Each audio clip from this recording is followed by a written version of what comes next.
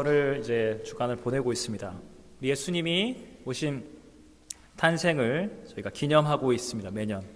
그런데 예수님의 탄생에 관련된 성경의 말씀, 특별히 누가복음의 말씀을 읽으면 그 1장에 80절이라는 긴 장, 신약 성경의 가장 그 긴 장 안에서 예수님의 탄생 앞에 왔던 인물을 자세하게 그 탄생 스토리를 말하고 있습니다. 누구죠? 세례 요한입니다. 여러분, 세례 요한의 아버지는 제사장이었습니다. 그의 이름은 사가랴였습니다. 그리고 이 아내 엘리사벳이 있었는데 나이가 늙도록 엘리사벳은 잉태하지 못했습니다. 자식이 없었습니다. 그러나 그들은 그 가운데 하나님 말씀 앞에 온전하게 살기 위해 애썼던 거룩한 제사장들이었습니다. 성경 말씀 보면 마침 사가랴가 그 제사장의 반열에 따라 하나님 앞에 제사장의 직무를 감당한다고 나와 있습니다. 성경 말씀 보면 5절에 아비야 반열이라고 나와 있습니다. 이 제사장들은 24개의 반차, 즉 순서가 있었습니다. 그 중에 사가랴는 아비야 반열에 속해 있다고 나와 있는데요. 이게 원래 구약 성경에 보면 역대상 24장에 24명의 제사장의 그 반차, 그 반열의 순서가 나와 있습니다. 참 재미있는 것은 역대상 24장 10절을 보면 이 세례 요한의 아버지 사가랴가 속했던 그 8번째가 아비야 반열이라고 나와 있습니다. 그런데 11절을 보면 아비야 반열 뒤에 다음 반열의 제사장 이름이 어떻게 되는지 아십니까? 11절 말씀 보면 그 제사장의 반열은 예슈와 반열이었습니다. 여러분 보세요. 세례 요한이 예수님보다 먼저 와서 주님의 길을 예비하였죠. 그런데 참 우연의 일치일까요? 그 제사장의 반열, 사가랴의 아버지의 아비야 반열 뒤에 있는 반열이 예슈와 반열, 바로 예수님을 뜻하는 그 원어의 발음 예슈아였다는 겁니다. 여러분, 구약이 이미 이것을 먼저 상징적으로 예표를 하고 있다는 겁니다. 그래서 이 사가랴, 세례 요한의 아버지가 마침 주의 성전에 들어가 그 순서대로 분향하고 있을 때, 밖에서 사람들은 기도하고 있을 때, 왜냐하면 하나님의 영광의 임재 앞에 잘못 들어갔다가 제사장이 죽거든요. 기도하고 있는 거예요. 그런데 그때 그 주님의 그 성전 안에 향단 우편에 천사 가브리엘이 나타나는 겁니다. 사가랴가 두려워 떠는 겁니다. 하나님의 심판이 임하려나? 무서워 떨고 있을 때 두려워하지 말라. 너를 징계하고 심판하려고 저주하려는 것이 아니다. 하나님 아버지 앞에 너의 간구함, 아들을 달라는 그 간구함이 들렸느니라. 네 아내 엘리사벳이 아들을 낳으리니 그 이름을 요한이라 하라. 세례 요한이죠. 너는 기뻐하라.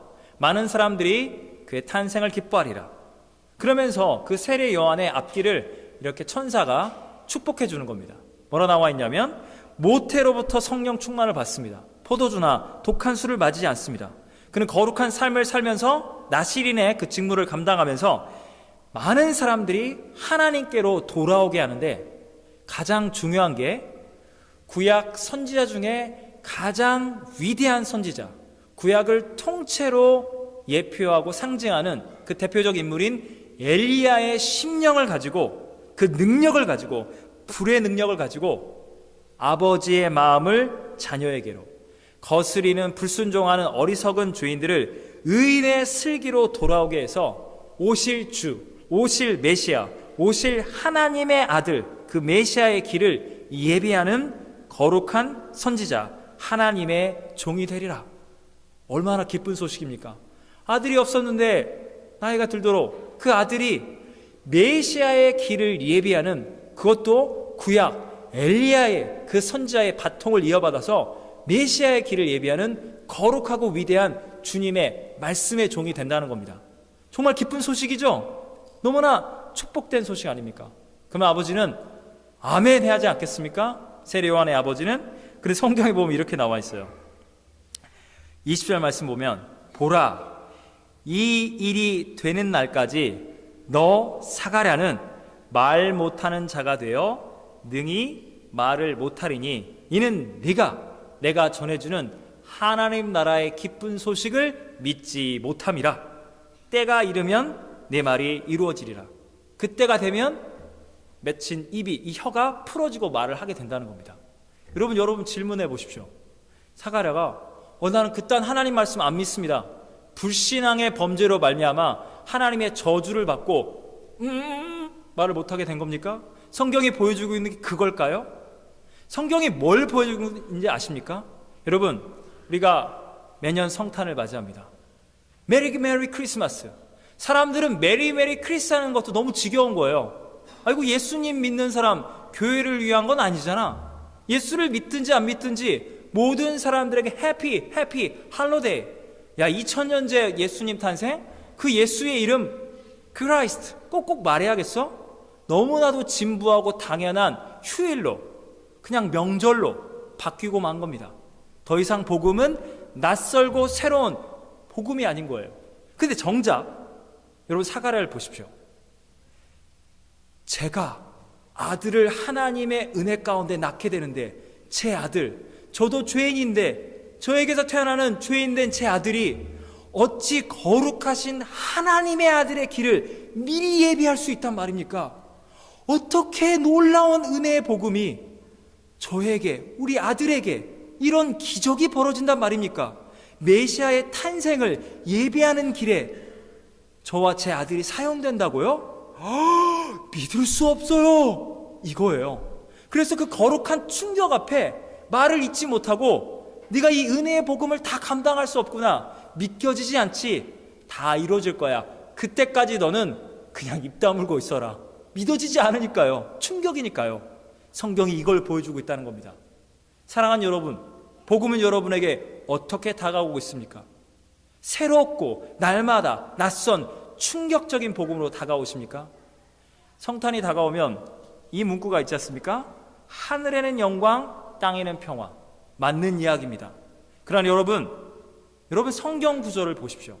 이 하나님의 영광이, 예수 그리스도의 탄생이 이 땅에 있는 모든 사람, 예수님을 믿든지 안 믿든지 무차별적으로 모든 사람에게 임하는 해피 할러데이의 복일까요? 누가복음 2장 14절을 보십시오. 성경 이렇게 증언하고 있습니다. 지극히 높은 곳에서는 하나님께 영광이요, 땅에서는, 그냥 모든 자의 영광이 아닙니다, 땅에서는 하나님이 기뻐하신 사람들 중에 평화로다. 하나님의 나라를 갈망하는 갈급한 영혼들, 영적으로 가난한 심령에게만 예수 그리스도의 탄생은 기쁜 소식, 하늘의 영광이 그들에게 믿음과 은혜로 주어진다는 겁니다. 여러분, 제가 지난주에 예수님의 그 종말의 복음, 주님의 종말이 오는데 첫 번째 예수님이 그 징조로 뭘 보여주셨죠? 이 땅 가운데 오셨죠. 2000년 전에 오신 예수님이 성전이 멸망할 거라고 말씀하셨습니다. 근데 오늘 어떤 일이 벌어지죠? 예수님의 탄생 앞에 세례 요한의 아버지의 직업이 뭐라고요? 제사장이에요. 성전에서 하나님의 일을 감당하고 있다는 겁니다. 여러분, 이 성전 제사장이라는 게 예수님만 그런 게 아니라 구약 말씀을 보면 성전에서 우상 숭배가 벌어지고요, 제사장들이 타락하고, 제사장이다 성전이란 이 개념이 항상 많은 경우에 타락과 배교의 결정적인 상징입니다. 예수님을 죽이는 일에 대제사장들이 앞서지 않습니까? 그래서 여러분 보세요. 우리가 예수님의 복음을 이렇게 생각할 수 있어요. 가난하고 힘들고 어려운 그런 분들을 위한 복음, 저 성전에서 제사장, 저 기득권들에게 무슨 예수님의 복음이 필요하겠어, 이렇게 계층을 구분하려고 그래요. 성경이 뭘 보여주는 거 아십니까? 여러분, 참고로 누가복음은 가난한 자들을 위한 복음서입니다. 여기 객과 고아 과부와 이방인들을 사랑하는 예수님의 모습이 다른 복음서에 비해서 훨씬 많이 있는데, 신기한 것은 1장에 성전에 하나님의 나라를 갈망하는 제사장이 있었다는 겁니다. 바로 세례 요한의 아버지가 있었다는 겁니다. 더욱더 보시면 1장 1절에서 3절 말씀 보면 누가복음 시작이 어떻게 있는지 아십니까? 이 누가복음이 누구에게 주어졌느냐? 나는 말씀의 목격자요 말씀의 일꾼이노니 데오빌로 각하여 하나님의 말씀 예수 그리스도의 복음을 들어보세요 라고 각하라는 존칭을 사용하는, 학자들이 많이 의견이 분분하지만 로마의 총독이라든지 엘리트, 종교적으로나 정치적으로 경제적으로 권력층에 속한 인물에게 예수 그리스도의 복음을 이렇게 이야기로 전하고 있다는 겁니다. 여러분, 하나님 나라 복음이 누구에게 간다고요? 제사장이든 각하의 존칭을 받고 있던 데오빌로든 예루살렘 곳곳에 있는 세리와 창녀와 잃어버린 영혼들이든 모든 자들에게 하나님의 나라를 갈망하고 있는 영적으로 갈급하고 가난한 심령들에게 예수님의 복음은 차별하지 않고 모든 자들에게 주님의 복음이 들어간다는 겁니다. 주님을 만나기를 원하는 갈급한 심령들에게 주 예수의 복음은 증언된다는 겁니다. 여러분, 생각해 보십시오. 예수님이 그냥 오시면 되잖아요. 누가 보면 1장에 뭐다로 이렇게 길게 세리 요한이 먼저 태어나서 주의 길을 예비한다. 예수님 먼저 탄생하시면 되지. 세례 요한 탄생 이야기를 뭐다로 이렇게 길게 말하고 있을까요? 여러분, 생각해 보세요. 예수님이 굳이 그렇게 스캔들을 일으키면서 처녀가 배가 부르고 있어요. 그 처녀가 배가 불면 어떻게 되죠? 아, 이 여인은 이렇게 음란한 여인이구나. 결혼 전에 관계를 맺었구나. 아, 어떻게 돼요? 돌에 맞아 죽어요. 예수님이 굳이 그 처녀의 배가 성령으로 잉태됐다는 말을 처녀가 말을 해봤자 누가 믿어요? 남편도 힘들었어요. 뭐다로 그렇게 인간적으로 불안한 그 여인을 통해서 태어나야만 합니까? 사람들이 잘 안 믿을 거 아니에요. 사람이 되면. 예수님이, 하늘의 영광이신 예수님이 그냥 이 땅 가운데 하나님의 아들, 하나님의 영광의 그 본체, 그 모습 그대로 하늘의 천군 천사를 이끌고 영광스럽게 내려오면 로마의 황제부터 유대교의 대제사장이든 모든 열방과 민족이 엎드려서 예수 그리스도는 하나님의 아들이시다 엎드려지고 그분은 영광받지 않겠습니까?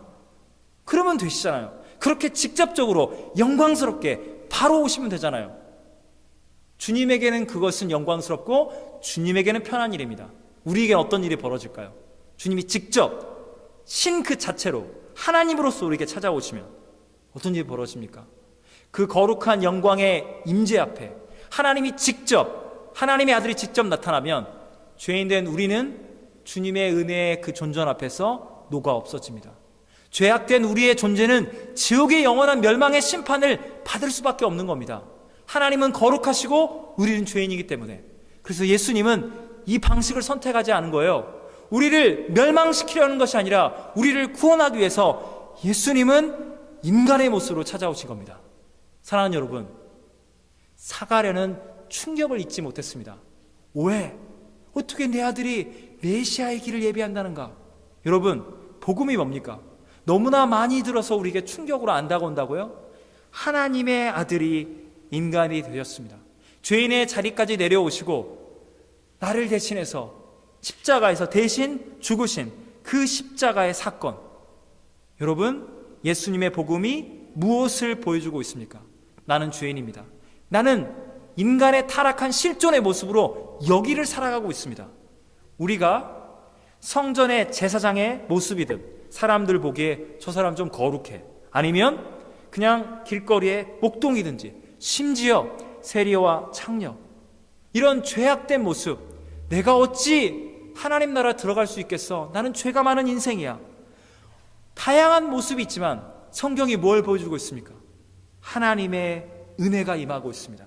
하나님은 우리 죄인들을, 인간적인 우리의 모습들을 포기하지 않고 하나님의 은혜가 은혜되도록 예수님이 인간의 모습으로 죄인된 우리의 삶 안으로 주님이 들어오십니다. 세례 요한은 구약과 예수님을 연결하고 있습니다. 여러분, 구약의 말씀 읽어보셨습니까? 구약 전체가 무엇을 보여주고 있습니까? 구약은 이스라엘의 실패를 보여주고 있습니다. 이스라엘은 틈만 나는 대로 우상 숭배하고 하나님을 원망했습니다. 그래서 그 죄 가운데 그들은 고통과 슬픔, 나라를 빼앗기고 식민지의 노예가 되고 주의 은혜 가운데 돌아왔지만 그들의 마음속에는 죄악과 욕망으로 가득 차 있었습니다. 그것이 바로 구약이 보여주고 있는 죄인된 이스라엘의 모습이었습니다. 근데 성경이 뭘 보여주고 있습니까? 구약? 이거 다 필요 없어. 다 지워버려. 나는 영원한 하나님의 아들 영광, 신약의 복음이니 구약 상관없이 내가 직접 내려올 거야. 성경이 이걸 보여주고 있습니까? 아닙니다. 구약의 상징인 엘리야의 심령으로 세례 요한이 찾아오고 있습니다. 예수님은 구약의 이스라엘을 포기하지 않습니다. 예수님은 구약이 약속하고 있는 하나님의 복음 그대로 찾아오셨습니다. 여러분, 우리 안에 구약의 모습이 있습니다. 우리 인생의 죄악들을 보십시오. 여러분, 우리 안에 무엇이 있습니까? 우리 인생에 죄악된 구약의 삶의 모습들, 율법주의가 있습니다. 공로주의가 있습니다. 성공주의가 있습니다. 이렇게 했기 때문에 하나님은 내게 은혜를 베풀어 주시겠지. 때로는 그런 성공도 성취감도 누립니다. 그러나 내가 원한 만큼 다 이루지 못합니다. 이루지 못한 실패와 자괴감, 슬픔과 고통이 우리를 떠나지 않습니다. 우리 인간 본연 그 자체로는 날마다 구약의 저주와 그 어두운 그늘 아래 우리는 방황할 수밖에 없습니다. 제사장이라고 해서 구원받지 못합니다. 제사장도 아픔이 있었습니다. 모두에게 주님의 복음이 필요합니다. 그런데 예수님의 신약의 복음이 날마다 새로운 복음으로 내게 찾아옵니다.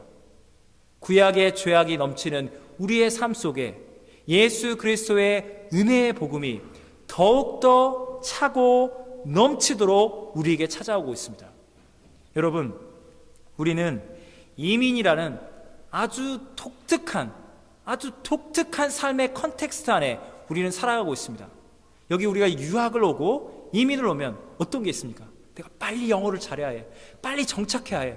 이거 빨리 영어를 잘하고 한국에서 어느 정도 내가 자리 잡고 있었는데 경제적인 마이너스를 해결하기 위해서 어떻게든 이 부분이 빨리빨리 해결돼야겠어. 빨리빨리. 너 내 마음이 너무 조급해.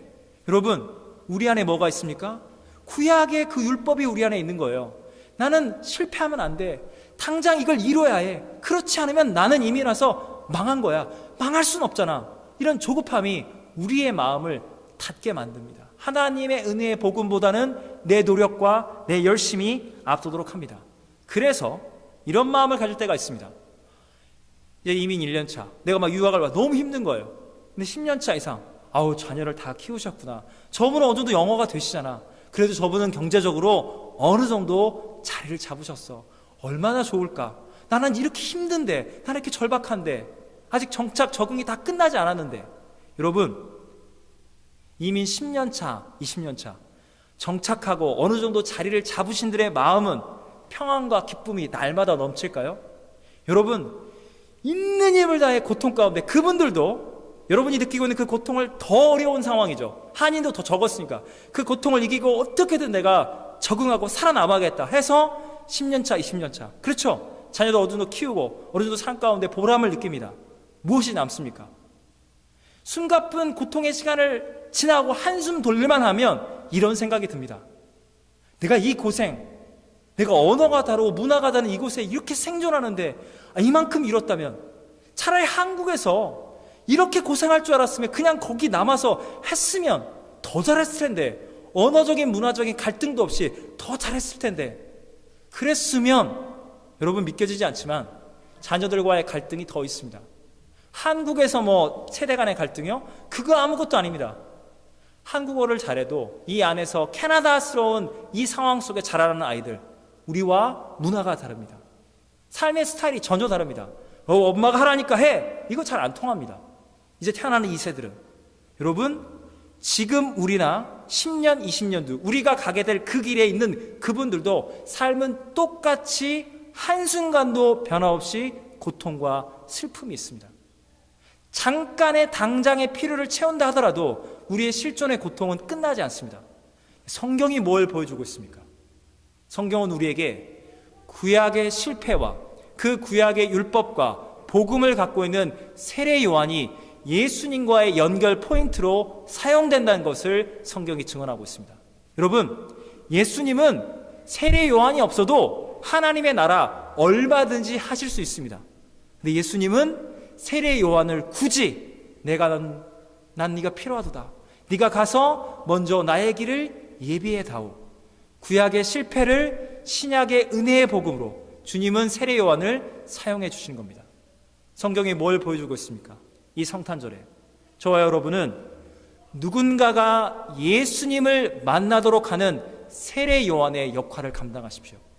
여러분이 다른 사람보다 6개월, 1년, 몇 년 먼저 유학과 이민생활 시작했다면 이제 막 오신 분들의 그 고통을 여러분은 잘 아시잖아요. 그 두려움을 함께 삶을 나눠주십시오. 그들이 고통과 슬픔과 두려움 가운데 내가 이민생활, 유학 잘 할 수 있을까? 그것을 여러분이 먼저 맛보지 않았습니까? 여러분, 헬리팩스에 우리 왜 왔을까요? 아니, 우리는 이 땅에 왜 태어났을까요? 목적은 하나밖에 없습니다. 세례 요한은 원래 태어날 수가 없잖아요. 부모의 나이가 그렇게 나이가 들었는데 어떻게 애가 태어나요? 하나님의 은혜로 태어났습니다. 세례 요한이 거룩해서 하나님이 그를 쓰셨습니까? 하나님이 아예 세례 요한을 거룩한 주님의 종으로 그렇게 영원전부 선택하시고 그렇게 세우신 겁니다. 여러분이 헬리팩스에 온 것, 이 이민사회와 우리 교회를 섬기는 것은 누군가가 하나님의 나라를 갈망하고 있을 때, 누군가가 예수님을 만나러 갈 때 여러분이 그들이 예수님을 만나는 일에 여러분이 징검다리가 되세요. 통로가 돼주세요. 누군가가 예수님을 만나는 그 길 가운데 여러분이 세례 요한의 역할을 감당해 주십시오. 여러분의 삶 가운데 한국에 있을 때나 이제 막 왔거나 이민생활 계속 가는 동안에 우리의 삶 가운데는 죄악과 고통이 있습니다. 우리는 여전히 구약의 그늘 아래 율법주의가 우리 안에 있습니다. 그러나 여러분 기억하십시오. 사가랴가 입을 다물지 못하는 뭐라고요? 제 아들이 주 예수의 길을 예비하는 하나님의 은혜를 말하는 주님의 종이 된다고요? 세례 요한이 된다고요? 죄인된 저와 여러분, 아무것도 아닌 고통과 슬픔과 잠깐의 성취를 맛보지만 결국 허무감에 빠질 수 없는 죄인된 저와 여러분을 하나님께서는 감히 은혜 가운데 세례 요한처럼 쓰시려 하십니다. 날마다 주 예수의 복음이 충격적인 낯선 새로운 복음으로 내가 살아갈 이유, 주 예수의 탄생을 찬양하기 위하여 내가 살아갈 이유, 내 인생의 궤적과 동일하게 다가오는 그분들이 주님을 만나도록 내가 작은 징검다리가, 작은 이정표가 돼야지. 주여 나를 세례 요한처럼 주 예수께로 많은 사람을 돌이키는 거룩한 주의 은혜로 살아가는, 주님만을 증언하는 세례 요한 되게 하여 주시옵소서. 다 같이 한번 기도하시겠습니다. 사랑과 은혜의 하나님 아버지, 하나님, 우리가 이 대강절을 올해도 맞이하면서 우리의 마음이 주님의 탄생이 너무나도 뻔한 이야기로 들리지 않게 도와주시옵소서. 주님, 성경이 증언하고 있는 너무나도 충격적인, 입을 다물지 못하는, 그것을 믿길래야 믿을 수 없는 충격으로 세례 요한의 아버지는 메시아의 길을 예비하라는 세례 요한이 될 자기 아들의 운명 앞에 말도 꺼내지 못했습니다. 혀가 맺히는 충격까지 받았습니다. 주님이 나를 사랑하신답니다. 주님이 나를 세례 요한처럼 누군가가 교회로 인도되고 누군가가 하나님 나라로, 누군가가 예수님을 만나도록 자그마한 징검다리로 부족한 우리의 삶이 율법주의 앞에 성공해야 한다는 절박함 가운데 넘어지고 자빠지는 이 연약한 우리의 삶이 영광스러운 주 예수의 복음의 길을 예비하는 거룩한 통로로 주님이 반드시 사용해 내시고야 마시겠답니다. 주님, 이 은혜의 복음 앞에 우리가 주님만을 찬양케 해주시옵소서. 우리 삶의 전 존재가 예수님을 위하여 존재하고 살고 돈을 벌고 살아 숨쉬는 모든 것이 예수님을 위하여 메시아의 길을 예비하는 거룩한 세례 요한으로 우리 한 사람 한 사람을 사용하시고 인도하여 주시옵소서. 예수님의 이름으로 기도하옵나이다. 아멘.